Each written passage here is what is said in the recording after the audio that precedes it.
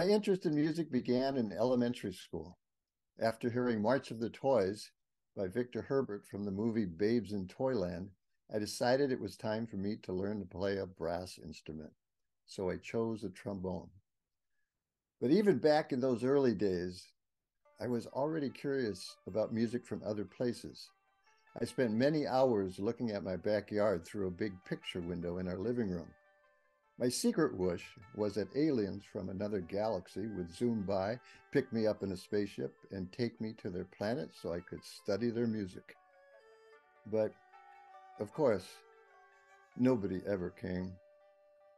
I later realized that there was music from cultures all over our planet that I knew very little about.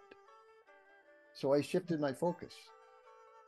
Every time my father asked me what I wanted for Christmas or my birthday, I would tell him to go to the local record store and randomly pick out an album from the world music bin. It was through these albums that I was introduced to Javanese, Chinese, and Japanese music. These three musical traditions continue to influence my music, along with movements and sounds of nature and my years of playing in rock and jazz bands. Due to the sporadic nature of touring, in 1976, I decided to commit myself to composing and attended the Boston Conservatory. At the conservatory, they primarily taught me about the contemporary European trends in composition.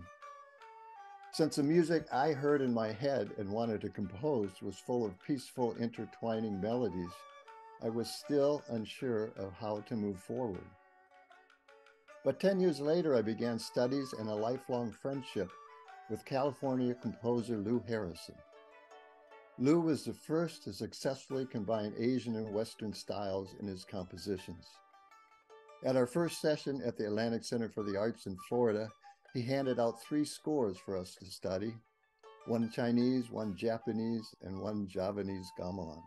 Within these 3 musical traditions were the answers I had been searching for.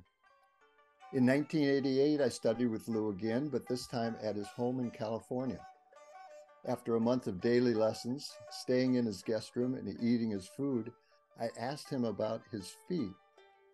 It was something he never talked about, so I brought all the cash I had and hoped it would be enough. He simply asked me if I was wealthy. I replied that I wasn't wealthy, but wasn't poor either, and would be happy to pay him whatever he wanted. He told me that the Atlantic Center for the Arts had paid him enough and that he didn't need any money from me. He told me that one day I would have the chance to help someone out in a similar way, and that would be payment enough. I couldn't imagine that I would ever be in a position to help someone else out like that, but 4 years later, I had that opportunity. I was invited to be a part of a music delegation that traveled to China and Kazakhstan to study the music of the minorities. On my second day in Beijing, I met Gao Hong, a wonderful pipa player who played for me and allowed another delegate to film her. What Lou had said finally made sense to me. I asked Gao Hong if she'd ever want to come to the US and do a tour, and she immediately agreed. And I spent the next year and a half lining up a 10-city tour for her.